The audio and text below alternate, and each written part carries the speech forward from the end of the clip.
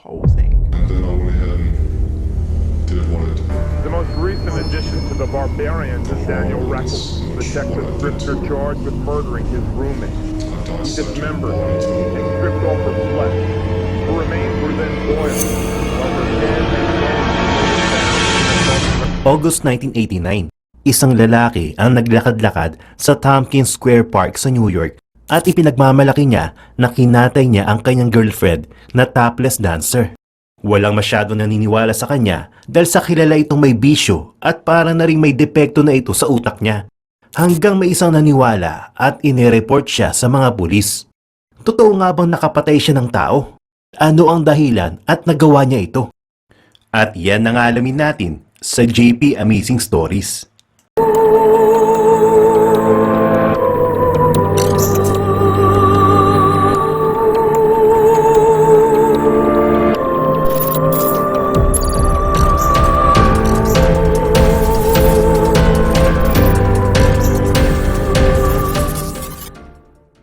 Si Daniel Paul Rakowitz ay isang Amerikano na ipinanganak sa Fort Leonard Wood, Missouri noong 1960. Maayos naman ang sitwasyon ng kanilang pamilya. Ang tatay nito ay isang investigador sa US Army. Kalaunan ay lumipat sila sa Rockport, Texas nang madistino ang tatay niya dito. Sa Texas na ito nakatapos ng high school. Noong 1985 naman, nang magpa siya itong lumipat sa New York City, bit-bit ang alaga niyang manok. Sa East Village ito pumirme sa may Lower Manhattan. Naging kilalang tao siya sa lugar na ito, pero hindi dahil sa kanyang magagandang gawain, kundi dahil sa pagtitinda nito ng mga ipinagbabawal na mga epektos. Maraming mga homeless na nakatira malapit sa tinitirhan nito. Dito rin ito tumatambay dati nung hindi pa ito nakakahanap ng trabaho at wala pang permanenteng bahay na tinitirhan. Hindi na nakakapagtaka na maraming mga adik ang nakatira dito. Nakakasundo ni Rakowitz sa mga taong ito kaya nabuo niya ang isang kulto na tinawag niyang Church of 966. Kakaiba ang ginagawa ng grupo nila na para na rin katulad sa satanismo. May ginagawa silang pag-aalay ng mga hayop pero wala naman silang mga ginugulo kaya hindi rin sila inarereklamo. Noong August 3, 1989, ang dalagang si Monica Berl ay nakilala ni Rakowitz. Nag-aaral ito sa Martha Graham Center of Dance. Para masuportahan ang sarili sa pag-aaral, sumasayaw ito sa isang topless bar. Naghahanap na magiging kahati sa kanyang apartment si Monica noong makilala niya si Rakowitz. Nag-usap ang dalawa at nagkasundo na magiging roommate sila. Makalipas ang ilang araw ay nagkaroon na ng problema ang dalawa. Nauwi sa pagtatalo ang pag-uusap nila hanggang sinaksak ni Rakowitz si Monica sa lalamunan. Dinala niya ito sa banyo at nilapag ito sa loob ng bathtub. Doon na niya ito inundayan ng saksak na umabot ng halos 30 beses. Nagalit talaga si Rakowitz nang palayasin siya ni Monica at marahil ay sabog din ito ng mga panahon na yon. Makalipas ng ilang araw ay parang wala lang nangyari. Palakad-lakad lang si Rakowitz sa Tompkins Square Park at kinakausap ang mga taong nakakasalubong niya doon.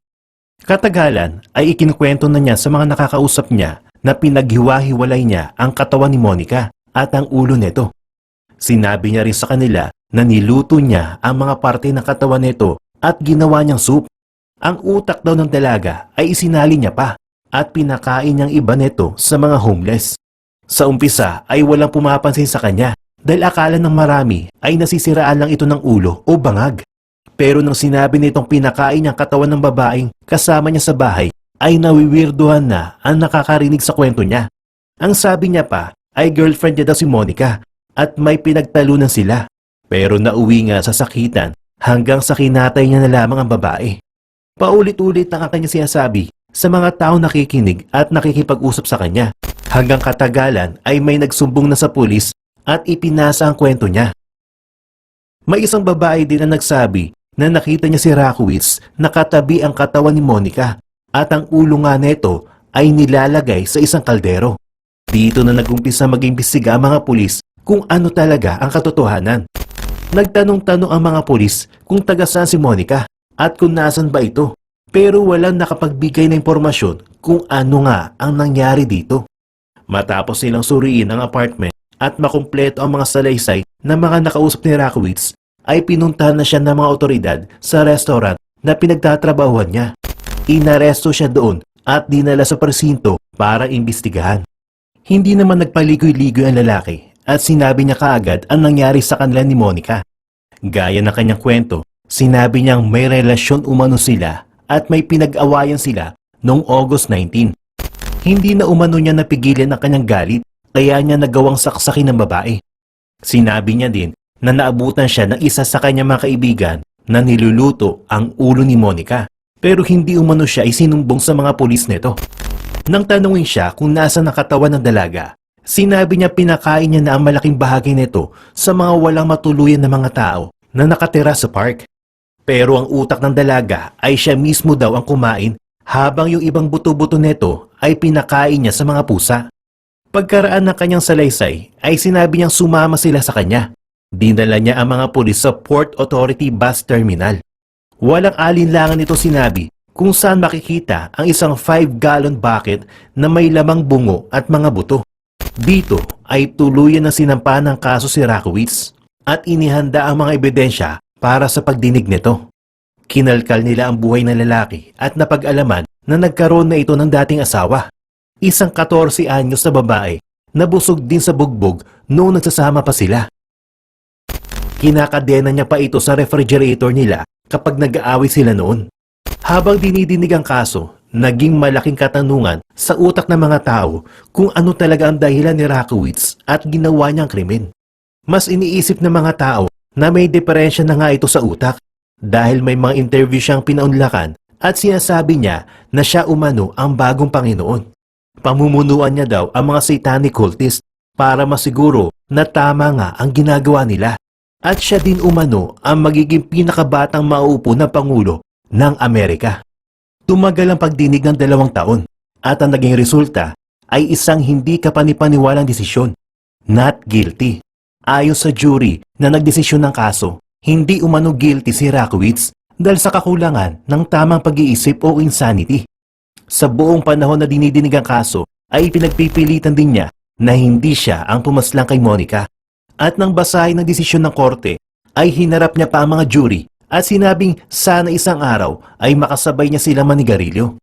Ilang beses niya napapatigil ang pagdinig ng kaso dahil sa pabigla-bigla niya pagsigaw sa loob ng korte. Sinabi niya pang makakalabas umano siya at magbebenta ng maraming damo para ang kita ay gagamitin niya para hanapin ang totoong mga gumawa ng krimen. Sinabi naman ng mga jury na naniniwala sila may kasalanan nga ang sospek pero hindi siya pwede makulong dahil sa estado ng kanyang pag-iisip. Ayon sa kanila, hindi sila naniniwalang intensyon talaga ni Rakowitz na patayin si Monica. Pero dahil nagawa niya na ito, kailangan niya maitago ang nangyari. Pero dahil sa sitwasyon ng kanyang pag-iisip ay lumalabas pa rin ang katotohanan sa mismong bibig niya. Pero sa kabila ng desisyon ng korte na hindi siya guilty, ay hindi pa rin naman siya pwedeng bigyan ng kalayaan. Dahil sa kanyang mental state ay inilagak siya sa isang mental hospital. Sinabi ni Rakowitz na mas mabuti pang ikulong na lamang siya kaysa dalhin sa psychiatric institution dahil ayaw niyang umiinom ng gamot. Subalit ito ang naging desisyon ng hukom matapos ibigay ng jury ang kanilang hatol. Dinala si Rakowitz sa Kirby Forensic Psychiatric Center sa Wards Island at nanatili doon ng matagal-tagal na panahon. Ayon sa hukom, mananatili siya dito hanggang sabihin ng psychiatrist na hindi na siya delikado sa kanyang sarili at sa mga tao sa kanyang paligid. Makalipas ang 13 years, ay binisita muli ang kanyang kaso at tinignan kung may pagbabago ba sa kanya o wala. Pero sa opening statement pa lang na ibinigay ni Assistant District Attorney Gary Galperin, ipinaalala niya sa lahat kung gaano kadilim at napakagulo ng utak ni Rakowitz at hindi ito dapat mabigyan ng kalayaan. Kahit lumipas na ang maraming taon, ganun pa rin ang sinasabi niya tungkol kay Monica. Naging malaking kontrobersya ang muling pagdinig ng kaso dahil nakasalalay dito ang paglaya ng isang taong pumatay at kumain sa labi ng kanyang biktima at nakuha niya pang ipakain ito sa iba. Iginit ng kanyang abogado na sa napakatagal na panahon ay hindi nasali ang kanyang kliyente sa anumang gulo sa loob ng psychiatric center. Wala din anumang record na nagpapakita na naging bayolente ito sa kanyang sarili man o sa kanyang kasamahan doon. Patunay lamang daw ito na hindi na siya delikado dahil wala ng diferensya ang kanyang utak. Pero hindi pumayag ang prosecution na mabigyan ng kalayaan si Rakowitz. Ang kanyang patuloy na pagdinay na siya nga ang pumatay sa biktima ay patunay din umano na isa itong pathological liar. At magpapatuloy ito sa kanyang pagsisinungaling dahil naniniwala siya sa kanyang katotohanan kahit na ito ay mali. Isa itong katangian na isang tao may diferensya pa rin sa utak, kaya patuloy siya magiging panganib sa lahat ng mga tao na mapapalapit sa kanya.